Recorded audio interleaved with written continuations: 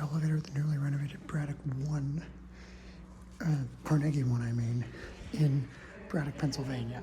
This is a new Otis Gen3 elevator. It's Going down. Evelyn Benzo elevator. There's two series. That's usual. Basement is locked. Mezzanine 3, 2. We can only go up to 2.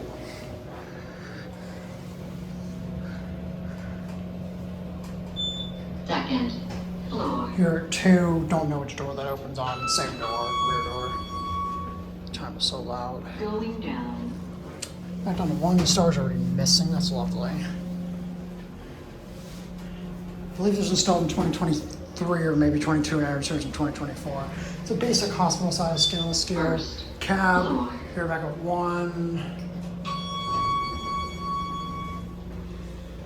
Going up. I suppose it's like a library, but that is such a loud chime for a library. There goes, that's gonna be it.